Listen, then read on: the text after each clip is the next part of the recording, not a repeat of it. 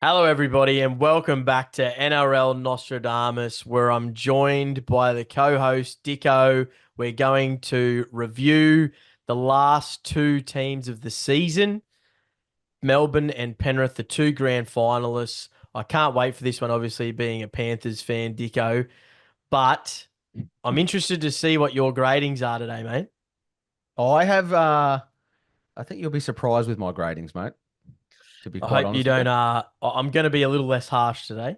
Of course you are, because you support the team that won the comp. So don't worry, Oh, dear. viewers. I will keep him in check for his Penrith ranting. There's no bias here, I can assure you. All right, let's go straight into the Storm. I know they were minor premiers, but we're going in terms of sort of not. I've got them as position first because they won the grand final. Let's leave it at that. I Okay. think that's the most appropriate way to finish off proceedings. We want to Mm-hmm. talk about the grand final winners last, as Mm-hmm. opposed to the runners up. But Yep. kudos to Melbourne Storm. Obviously, won the minor premiership. Fantastic season. Player of the year in terms of the awards night for the Melbourne Storm. Jerome Hughes picked up that award. No surprises there. Rookie of the year went to Jack Howarth. Um, a few little stats for the season. Look, they had 19 wins and 5 losses. Really, really good going. And a couple of Mm-hmm. those losses were around Origin time and when they were resting some players. Mm-hmm. A couple of surprise losses to the Sharks, to the Dragons. Obviously, the Cowboys there at the back end of the season when they rested some players, but they nearly won with basically their whole team missing, which would have been super embarrassing for the Cowboys. Uh, but for you, Dicko, Mm-hmm. let's go straight into the MVP because I think this is going to be a unanimous decision Yep. for all people involved in rugby league, for the viewers, listeners, and probably us. Jerome Hughes. Easy. Easy. Oh, not easy, but yeah. I've got Jerome Hughes as my MVP for the Storm. I also thought Harry Grant was excellent too through the season, but I thought Jerome's season was outstanding. Took his game like literally to another level. Mm. Everything Melbourne did well came off the back of him effectively. I think if we look at the 19 wins, I reckon at least 50% of them he got man of the match Yeah. in those. So yeah, I don't think it was anyone that could have been anyone else for the MVP. Hence why he was the Dally M medalist. Yeah, I think the one thing that impressed me the most was his ability to really evolve his game to be almost a complete halfback. Yep. He always had that running game, Hmm. but I wouldn't say was heavily involved in, let's say, direct try assists as So such. creativity, yeah, Yeah, creativity, and that was something that they relied heavily on. Cameron Smith yeah, before Harry Grant out of mhm. dummy half, and then Cameron Munster was the sole creative Yes, with yes, maybe Pappenhausen's speed at the back. But now I think Hughes, as I said, took his game to that next level where he almost became the sole playmaker. he was a playmaker. Yeah, he developed into an actual playmaker. Passing and kicking particularly improved out of sight in terms of some bullet passes out to the wing, short balls to Eli Katoa. And I think the silver lining in the Munster injury and for being out so long for the season was that Hughes was able to develop that part of his game. Yeah, do you think that was just a case of him just being forced into having to do it because there was no other player to do it? Well, although, Tyron Wishart, I thought had a breakout year as well. But yeah, Mm, you're right. I thought there was no one else. It was either him or Harry Grant had to come up with some creativity and plays because Munster, their main off the cuff, guy that they sort of looked to produce something was out injured for large parts of the season. So yeah, his game, and you're right with his kicking. I thought his kicking game was for someone that's not a noted great kicker in general play. I thought mm. he's developed his short kicking game, especially into probably one of the more premier short kicking games in the Yeah. competition. I wouldn't say he's the most versatile kicker. Like, if there's a knock on Jerome Hughes, there's still levels he can go to in terms of his kicking game, Mm. albeit improved out of sight this season. I'd encourage the viewers and listeners to go back and watch Jerome's long kicking game. Hmm. There isn't much versatility there. It is get the ball from dummy half straight to him, put up essentially, I wouldn't say a midfield bomb, Yeah. but just put up a standard bomb end on end to fall on the winger or fullback's chest in the corner. And I think it's, the old KISS theory, keep it simple, stupid. Let's not try anything complicated. Let's Yeah. get a good kick in where we can get a strong kick chase, and let's work off the back of that. I almost think some teams have gone away from creative kicking and just put it up high into a corner, which allows their defensive line to come down the field as one and be set, right? Mm. So I don't necessarily see that as a knock on him. I definitely think he can improve it, no doubt. It's a part of his Yeah. game that he needs to improve, but I really feel it's more of a game plan rather than his actual ability to create kicks. Because I think a lot of teams will just, especially the teams that aren't going well, a lot of them will just keep it, as you said, keep it simple, stupid, put a bomb up into the corner, tackle one, get the winger into the corner, and then set your defensive line from there. So I think that's more of a game plan rather than an actual knock on him as a kicker in general play. Yeah. And it's probably Bellamy's philosophy too, right? Yeah, exactly. Work hard for each other, get through your sets, good defensive line, do those little one percenters. I just would love to see him have like a spiral bomb or some sort of floating bomb like Cleary and create a little bit of disharmony amongst the back. And But again, bit of again, that's but something that he can develop, and I'm sure he will. I'm sure he's developed so much this season, so got no doubt absolutely. there'll be another string to Now, the bow. home record, 10 wins, 2 losses. Away record, 9 wins, 3 losses. Let's go through some of their, poorer losses. This is going to blow a lot of people away, or maybe they're not shocked by it. Their biggest loss of the season came in the grand final. 14-6. That was their biggest loss of the season, tied with the 38-30 scoreline against the Cowboys in round 26. So they lost 2 games by 8 points as their 2 worst losses of the year. It's not really a bad loss in the scheme of things. And that's what makes them great, right? Because their best is almost, as good as their worst. It's like Penrith. Their worst and best is so small, so and that's narrow. the difference, isn't it? Yeah, 100%. When you've got, a team that can constantly bring 7, 8, 9, 10 and 10 out of 10 performances. Agree. Every week. That's why you win comps. Every single week. And like some of their biggest wins, in terms of variation, again, like round 26 against the Dolphins, who were, chomping at the bit. Sorry, that's not round 26. We unfortunately don't have CJ on air today to check those stats for us, but Dolphins got pumped 48-6. And then the Chooks, where they're beating the prelim, 48-18.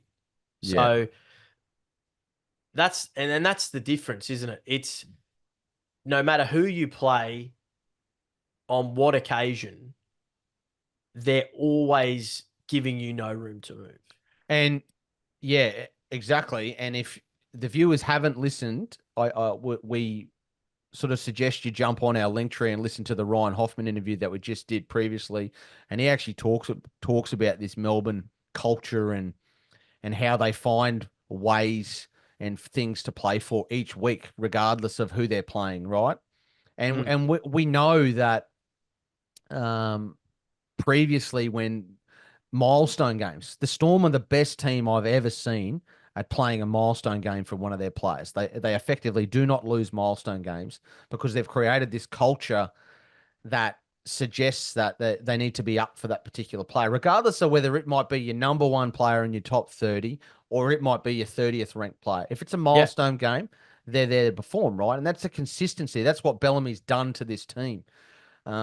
Is being, and I think that's the attraction for players going to the club too, not just for the milestone games, but if you go to the Storm, there's a 99.99% chance that you're going to either leave that club or finish at that club a better player than you were before you got there. Yeah, I think so. Absolutely. Look at the likes of Eli Katoa. He couldn't even make the starting lineup for the Warriors. Yeah. And now he's the best second row in the game, arguably. Great development system, don't they? Well, not development system, well, you look at coaching. Paul Alamotti at the Panthers. It's a similar situation. We're going to touch on them shortly. He couldn't make the starting lineup for the Bulldogs, and now he's won a premiership. Yeah. So and was probably one of the better players on the ground. And that's the culture created within those teams, right? So that's a credit to the Storm, I think. And I'm not sure it's the statistics, but I don't think they've missed many finals in the last sort of 15 to 20 years. Yeah, and they're probably going to win round one again for the 25th, 6th Well, season Bellamy's in a never lost row around. He's never lost a round one. So because they're playing against the Eels. So sorry to the Eels fans out there, but I don't think you've eaten the Storm, and I think it's in Melbourne as well. So you heard it here first, viewers. In November 19th, Diz has tipped the Storm to beat the Eels in round one. convincingly by about Yeah. 20 plus. Now, let's talk about the biggest disappointment because there wasn't many. But is there a particular player or a group of individuals that maybe didn't stand up this season? Yeah. So I've gone with Remus Smith because I felt like he was a bit of a mainstay in the Storm for the last few years, and this season he sort of fell away, I reckon, and He ended which up led leaving the club in the which end. yeah, which Yeah, which led to his immediate release halfway through the season. So I've gone with him as my biggest disappointment because I mean it's really hard for us today to sit here and come up with a biggest disappointment for two teams that made the grand final, right? huge. Yeah. I've come up with him purely because out of the last few seasons, I felt like he was a mainstay in the centers. Mm. And this season he sort of fell away. A couple of players developed more. His form fell away, which again culminated in him leaving the club halfway through the season, asking for a release or being granted an immediate release. So yeah, I've gone with Remus Smith. Yeah. Look, I tend to agree with you there around Remus Smith, a player that I want to really bring to light who has some seriously interesting contract clauses. Oh, here we go. Christian Welsh, obviously very substandard compared to where he's been. I don't think he was like poor. I just think he's getting older and he just is not in their best 17 or can only sort of just make the bench these days. Yep. However, in his contract, he has to play 18 games next season to be given a contract for 2026. Christian Welsh. Yeah.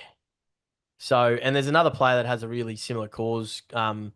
David Clemmer, he has to play 14 games next season to get a contract for 2026.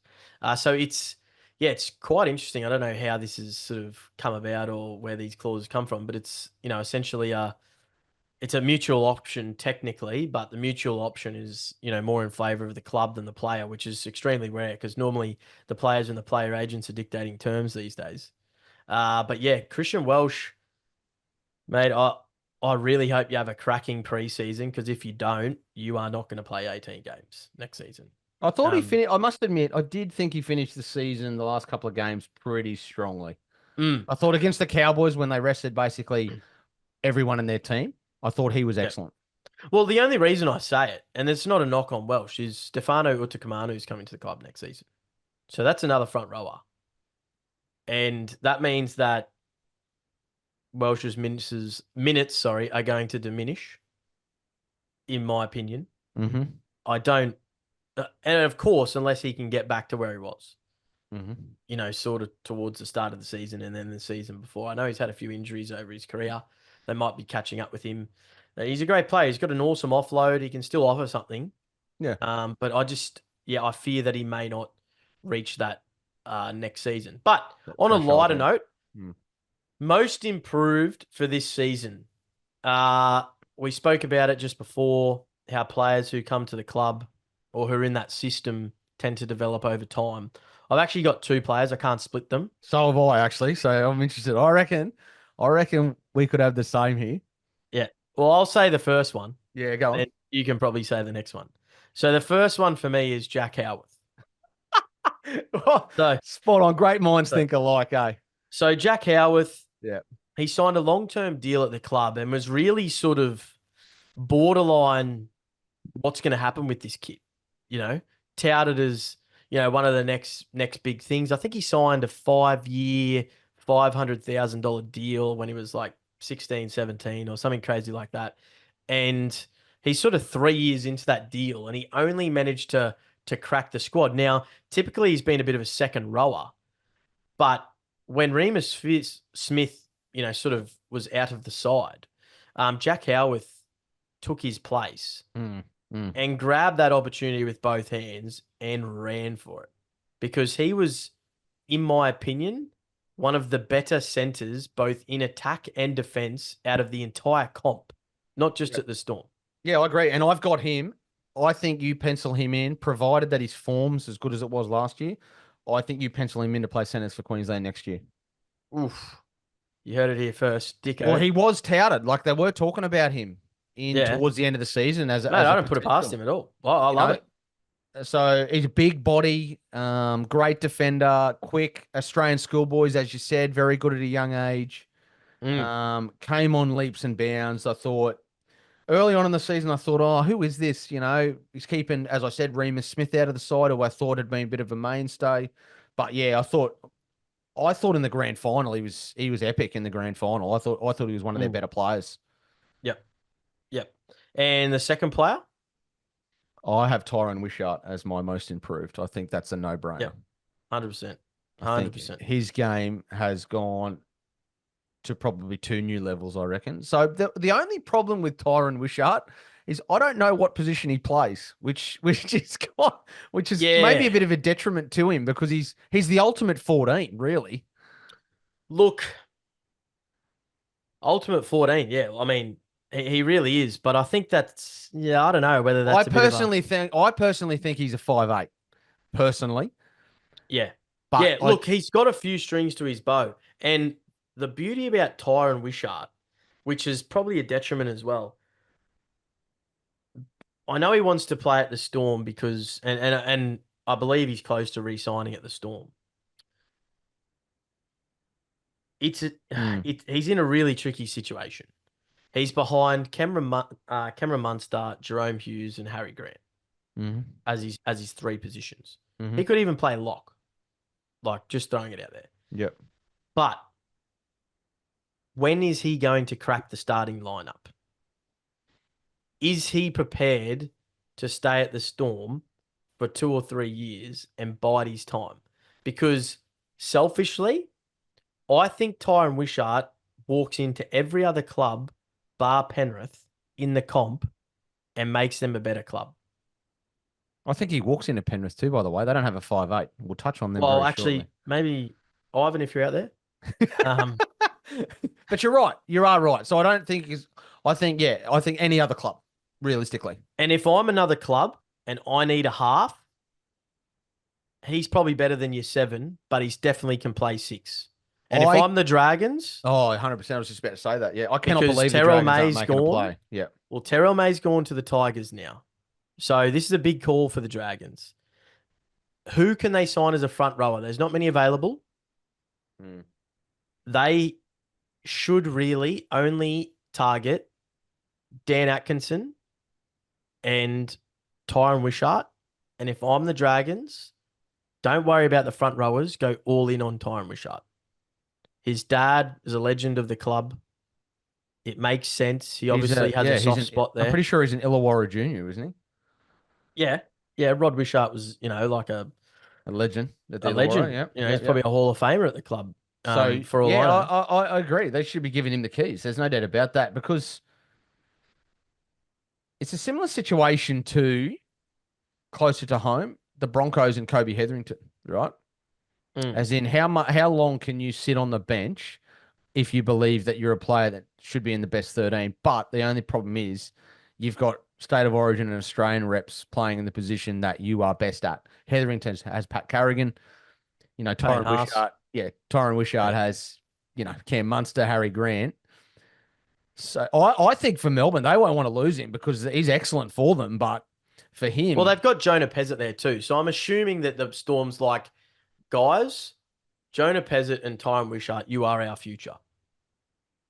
But how many more years has Munster got left? He might have 3 more years left. Well, I think he probably does, to be honest with you. So how long? And probably Jerome Hughes does as well. And I know Harry Grant's probably got another 10. So what do you do? Like, what do you actually do? Like, you can't.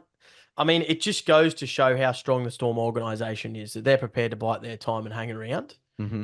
Because seriously, with a player of that caliber, I'd be looking from a selfish point of view and go, well, I can't do any more. because his impact off the bench and when he fills in a starting role, Tyron Wishart, is been amazing. Yep. Like often, oftentimes this year he was probably the best player on the field. Yeah, yeah. And well, that Cowboys game where he was the best player on the field where they rested Yep. their whole team and he played, right? So yeah, Yep. I agree with you. I think, and there has been talk that the thing about Melbourne is they're not going to be able to hold all these guys. They develop these guys to a position where a lot of them can get bigger contracts everywhere else, Yeah. and they ultimately end up leaving for not greener pastures, but to set themselves up financially. So, It's the same with Ryan Pappenhausen, right? mm, So, he's been linked to the Dogs. Mate, if I'm Ryan Pappenhausen, I'm going the Dogs. I'm getting a payday because I would go as far as to say that the Dogs maybe are in a premiership window equivalent to the Storm if you go there. mhm, They may not have as strong a forward pack, but you suddenly add Ryan Pappenhausen to a back line that is got Stephen Crichton, Jacob Kiraz, Bronson Sherry, who's just re-signed for the club for another couple of years. You know, mm, anything can happen there. But I mhm, don't know. I mean, you got Logo. Where's he going to go? He's waiting there in the wings. mm, There's a lot, and the point to that is the Storm have a lot of depth. mm, All these players when they're out, they come in, they do a job. You look at these other clubs, and no offense, but their second fiddle, probably wouldn't even compete at New South Wales Cup level. So, yeah, it begs the question. Um, and it's a testament to the Storm's culture because these players are obviously prepared to bide their time to be in a better system.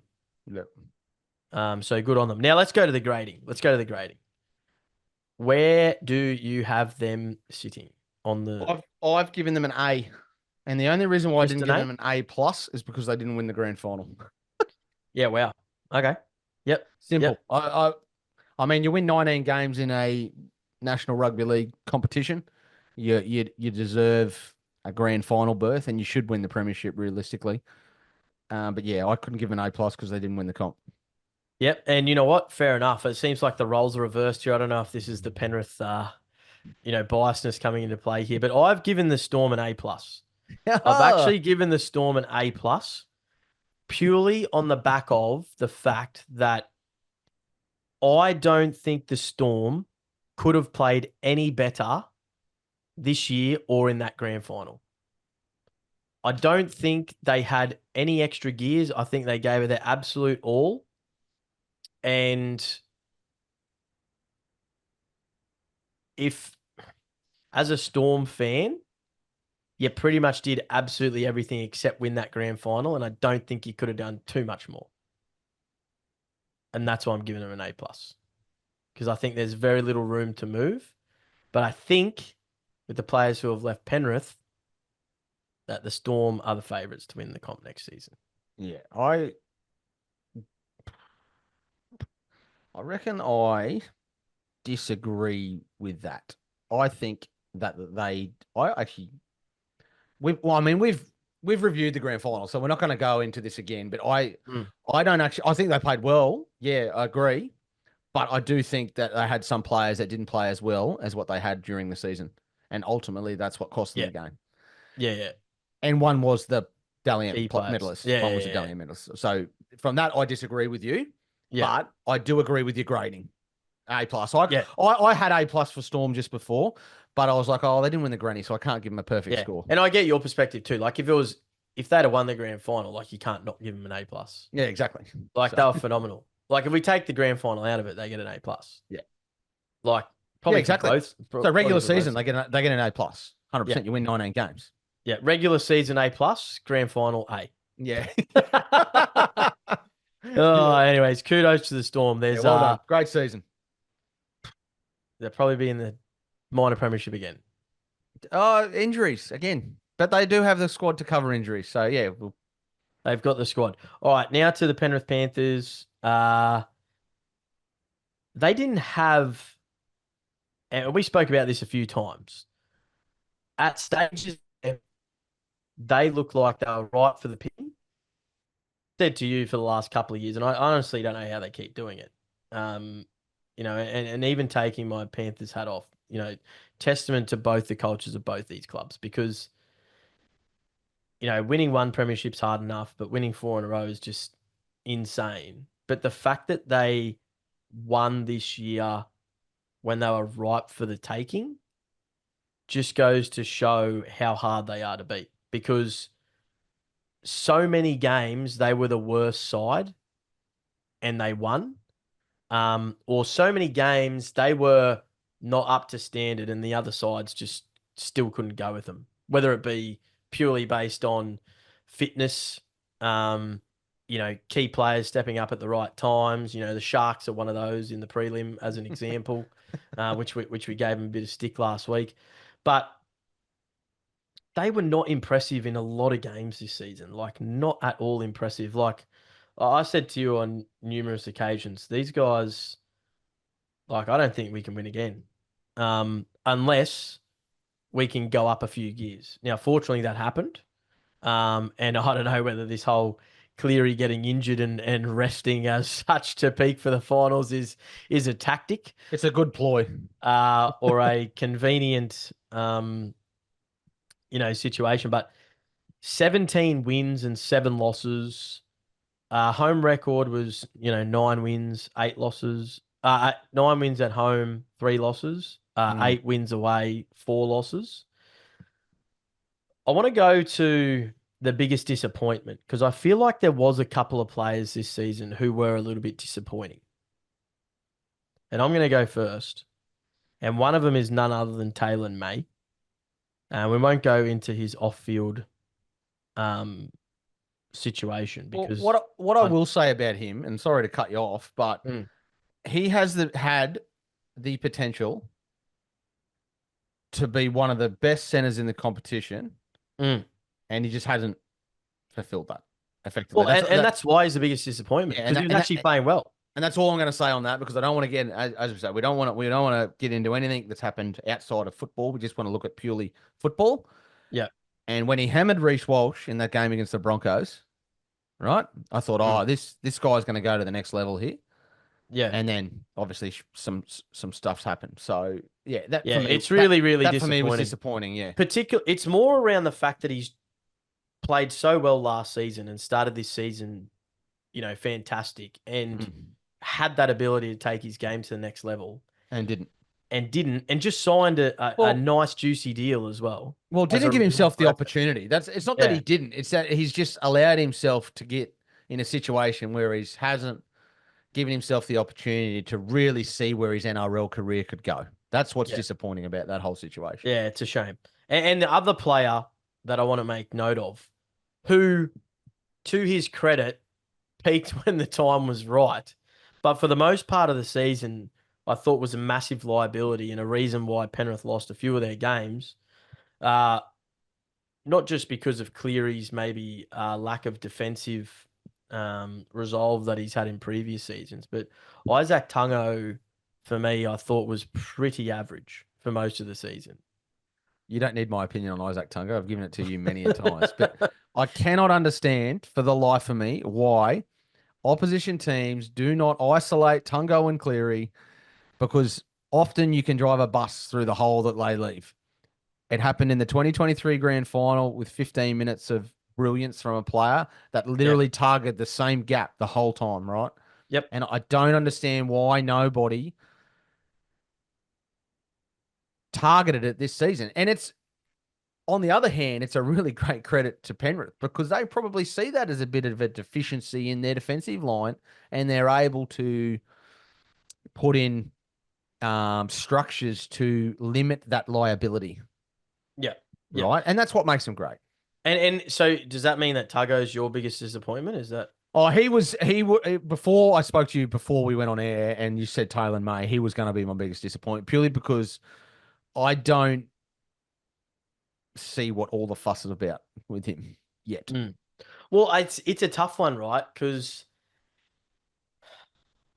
the system is so good out at Penrith that you could probably put anyone there and they do a job. I mean, you saw it with Casey McLean. Yeah, great. Jesse McLean. I So completely agree. it's kind of like, similar to the Storm. Like you throw anyone in there, they do a job. I mean, I think Mm. Joe Chan bloody did a job for the Yep. Storm in the centers there at points during the season.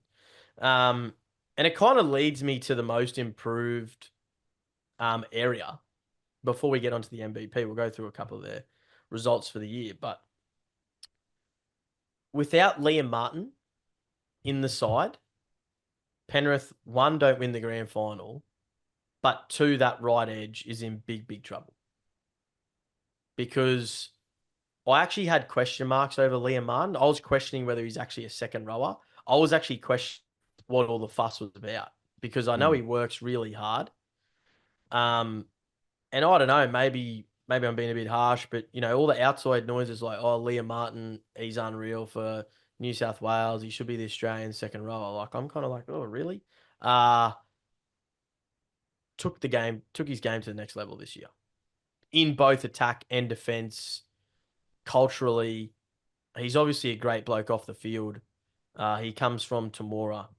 Um, he's obviously got that hard work Aussie battler mentality. He doesn't do anything fancy, but I thought he had an extra few strings to his bow this year. I'm talking hitting holes, offloads. He's always had the big hits, but So some of the tries. he's Yeah, your most improved, is he? he's my most improved player. Yeah, Yeah, along right. with Lindsay Smith. Yeah, but I wouldn't say. I think Lindsay Smith still has a few runs to go. Okay. Okay. Yeah. I can't get I can't give it to Liam Martin because I always thought he was a good. I think he's one of the best back rowers in the competition, clearly, Mm. even before his grand final performance. But again, if we're talking about most improved over what happened at the start of the season or where they were at the start to the end, for me, it has to be Lindsay Smith. Culminated in I mean, you picked for your country, right? And you play in the Civic Mm. Championship final. Yeah. So, and you're a nobody in round one, effectively. Yeah. Yeah. Not a nobody, but you're a rotation forward in round one, right? Yep. Your big dogs are your Leota and your Fisher Harris, and you're the guy that comes in to give him a break. It's effectively what he is, what his role is, right? Yeah. And then Paul Alamotti. Mm-hmm. You just said it. Huge. You just said it literally 10 minutes ago. He couldn't make the Bulldogs team, and then all of a sudden he goes to Penrith. He's arguably their best center throughout 2024, and was in probably the top 3 players on grand final day. Yeah. Crazy. So they're my most improved. That for me, that was a no-brainer. I literally came up with Alamotti straight away, and I thought Lindsay Smith, yeah, again. But I can see what you're saying with Liam Martin, but I had him in that echelon of back rowers, so I can't give him most improved.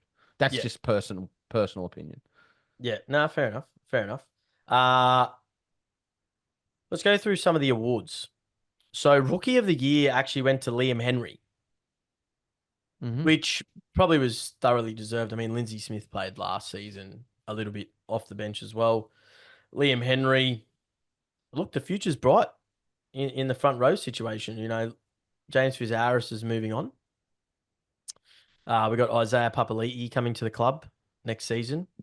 I'm not going to lie, I am a little concerned of where our forward pack sort of sits right now, because at the moment, if you're talking about Just elite, FYI to the yeah, viewers, Diz yeah, has said this every year for the past 4 years. So, yeah.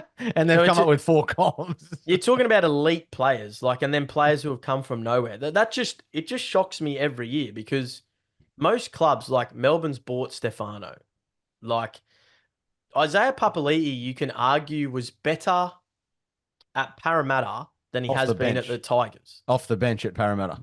Yeah, than he has been at the Tigers. Correct. And then Penrith have identified Isaiah Papali'i. You watch him be one of the best forwards in the comp next year. Just because he's in a good system. Well, I hope that happens anyway. The test with Penrith next year, and we'll preview this, will be if key players go down. Yeah, yeah. And one of those key players, which arguably probably will win the Golden Boot, hands down. He should win the Golden Boot, yeah. 100%. And if he doesn't, it's a rort. No, it was not a rort. That award's a farce if he doesn't win the Golden Boot. You may as well not have that award because it's bullshit if he doesn't win. Yeah, 100%. Oh, he got members of Player of the Year. You got the Player of the Year at the club. None other. other than Isaiah Yo. He is, and I cannot believe I'm about to say this, but at the moment, he is the best player in the competition. Yeah, and I don't. Do you know what? I don't think. Yeah, he's very, very, very similar to Paddy. It's just a shame that Paddy Carrigan didn't have the club, you know, do as well as they did last season. But Isaiah Yo has literally everything. Like, I don't know how he can get better. He is a ball player. He's a ball runner, and he's a tackling machine. And he plays 80 minutes every single week at the same intensity at the second minute to the 79th minute. Mm-hmm. It is actually insane. And not just that, the ability that he's shown as a leader to take the pressure and limelight off Nathan Cleary and front for all the press conferences, to run out first nearly every week. You wouldn't even know that Cleary was actually a captain of the side. You just think Cleary's the best, Iceman of the team sort of thing. Mm-hmm. When Isaiah Yo has just stepped it up, and credit where credit's due, being rewarded with the captain for the Kangaroos this year. Mal Meninga's obviously seen something in him, and you don't just become the captain, overnight without a great reputation and word of mouth about the type of presence you bring on and off the field. And I'd love to meet the guy one day. Honestly, would be probably quite inspired talking to him, because I feel like he's not that flashy player. He'd be extremely humble. I know he definitely is in the press conferences. And I mean, Isaiah, if you're listening, we'd love to have you on. Dizzy would love to have you chat to you. We're giving you heaps of praise here. We're fangirling at the Yeah, moment. that's it. But honestly, he is just the epitome of, if you've got a son or a daughter who's wanting to play rugby league, you want to emulate yourself on Isaiah Yo, on and off the field. Oh, yeah, I can't argue with any of that. I think what makes him so good is that he's got, in his position, he's got probably, I know, two other guys that are guns in that position. And I feel like this year he went, all right, boys, see if you can catch me. Mm. All right. And he went to a new rung. And I'm a massive Pat Carrigan fan personally, and I love the way he plays. Clearly, he's a Bronco. So, but I think Isaiah just went to that next echelon of players. And as I said, he's the best player in the competition. If you're picking an NRL best 17 right now, he is your first player picked. You can take Nathan Cleary away. You can take Dylan Edwards out. You can take whoever you want. My first player I'm picking is Isaiah Yo at 13, and he is my captain. Easy, without a question. He had probably the best season of any player in the last probably 5 years. Yeah, and that's week in, week out. I would go as far as to say that his poorest performance was about an 8.5 out of 10. I don't even know whether it was an 8.5. I think you're being harsh, to be honest with you. And you know what's shocking? I think his poor performance are his good performances. Can someone explain to me, please, at New South Wales Blues headquarters, how on earth is he not the starting 13? Can someone please explain that to me? Yeah, well, I hope they keep doing that as a Queenslander, but seriously, he is not a bench forward. Who started at 13? Was it Cam Murray? Might have been Cam Murray. Yeah. It's baffling. And he didn't even play like a lockish type role off the bench. It's more of a front rower. Came on and played front rower, please. Anyways. Who gives a shit, mate? That's New South Wales. We don't care what they do. Keep picking Isaiah Yo on the bench, please. New South Wales Rugby League. All right, let's go to the grading. It's A+ for me, hands down. You can't. They won the comp. How can you come up with anything else? It's it's crazy. Before we go to Dicko's, their worst loss of the season was actually 14 points, and it came against Manly in round 5. And I'm not going to go into some of the calls that were made that day. Righto, here it is, the Panthers bias. I knew it was coming. But seriously, there was a couple of dubious decisions, and Manly were by far the better side on the day, and they deserved to win that game. But we talk about momentum, and there was a couple of calls in that game that may have definitely changed the outcome. But to lose only one game, I think after that, I think their worst loss was maybe like 4 or 6 points. Yeah.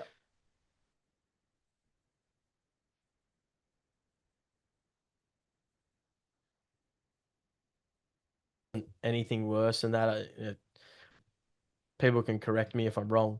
But their best win, I will go back to round 12, where the Sharks can hold their head in shame. 42 zip without Cleary at Shark Park.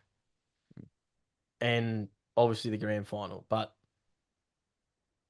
disgraceful effort by the Sharks or amazing effort by Penrith, probably a bit of both. But just goes to show where each club is at. And I don't know whether they can win 5 in a row, but time will tell. Dicko, what are your thoughts on the grading? Oh, I mean, I've given them an A+. You can't not. They won the grand final, right? But what I sort of, I mean, I've sat here in preparation for today and thought, how am I going to give them a grade and what am I going to say? Because I clearly don't like the team Yeah. because they're that good. And they beat my team a year ago. But what I think sometimes you've got to sit back as a person who loves the game, right, and just admire the way a team goes about it. And what for me this year is they did it differently to any other season. I don't think they were the most dominant team clearly through the regular season. We've just sort of touched on that. They had to do it differently. Their best player was out for large chunks of the season. Well, one of their best players was out for large chunks of the season, right? Their general, their halfback, the guy who basically the team revolves around. You know, I thought Dylan Edwards carried an injury. I don't think he got to the heights that he had in previous seasons. They had an issue with a center, you know, one of their first choice centers, you know, leave the club. But yeah, it's just the ability to develop players, have that constant conveyor belt of players that comes through the system and seamlessly just moves into the role that they're given and performs it at a level that they haven't performed at previously. Right. Yeah, I mean, James Fisher-Harris tore his pec there at one point for 4 to 6 weeks. So too. ultimately, Well, they tore, had challenging situations. So I mean, we're kind of contradicting ourselves when we say some other teams had issues with injuries because we kind of forget that Penrith had some injuries as well. You know, Well, it's the ability for the other players to step up, and I think there's an obligation now. Like they've really created a culture where it's an obligation about, they always talk about cliche next man up, next man up. The difference between Penrith and the Storm is actions speak louder than words. A lot of the clubs speak about the same philosophies, but it's the actions that actually happen on the field which determine the outcomes at the end of the day. And Penrith constantly step up every time. And I implore our listeners of today to jump on and listen to Malachi Watene-Zelezniak because I asked him what he thought made Penrith so good, and he gave some really great insight into the club and why he thinks, having played there, why he thinks that they are so good and why ultimately they've won 4 competitions and been in 5 grand finals in a row, right? So, and we're kind of forgetting that was their 5th grand final in a row, right? They've won 4 comps, but they've been in 5 grand finals. They probably should have won the first grand final they lost. You know what I mean? So, I mean, I'm in awe of what they've done. I never thought we would see in a salary cap era a team win 4 competitions in a row, playing 5 grand finals in a row. I said on many occasions, both on here and to you privately, that I thought Penrith were there for the taking, and the fact that a team didn't take them is a real testament to Penrith, but also leaves me asking more questions of other teams and whether they actually have the ability and the want to get to the summit. Because Penrith, I don't think we're in a place to make a grand final. off what they dished up. Yeah. But they did. And this is the concern when you talk about players going to clubs and leaving clubs and all this sort of stuff. Like, it's exciting for the independent viewers and listeners about who's going where, but when Penrith or the Storm make a signing or lose a player, you always know that there's another player coming through, and that's the exciting part. Or you know that the player that's coming to the club, you're really keen to see what they're made of. Like Blaze Talangi showed glimpses of what he's capable of at the Eels. But you watch what he does at Penrith. Like, I can't wait for our preview. I'm so keen for it. But for all the listeners out there, giving you an outline of what we're doing leading up into Christmas, because we're going to go into it real briefly. So we're actually going to talk about some of the rules this season, because I know a lot of the people have been asking us questions on what we thought of how the rules went this year. Were they beneficial? Were they not beneficial? What would we like to see change? How is that going to impact the game? How did the current rules impact the game for this year? There's a couple of rumors floating around about some potential other rule changes that are happening and how that may potentially influence the game. And what else we're going to dissect is we're going to come up with the top 5 players in each position of our opinion. So Dicko's opinion and my opinion separately, no conversations before, laid straight on the table on air of who we think. And I'm sure we're going to grill each other and go, how could you put him in there ahead of him? It's going to be good. And the final couple of episodes before we lead into Christmas is we're going to go from the top 8 first, then the bottom 8, or we might go bottom 8, then top 8. Haven't decided just yet. But we're going to actually assess where they're sitting right this second leading into Christmas going into next season.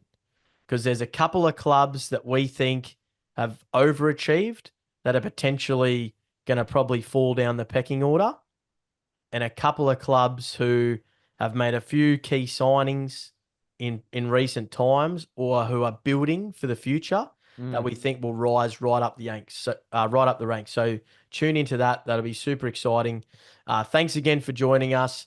Make sure you get around Movember, guys. This moustache is getting very furry and it's starting to get a bit itchy. So we might have to we might have to give it a bit of a trim. Get around our merch. 25% of all sales will get donated to the Movember Foundation. And big shout out to our sponsors, Create, Grip Socks, always on board, always looking after us.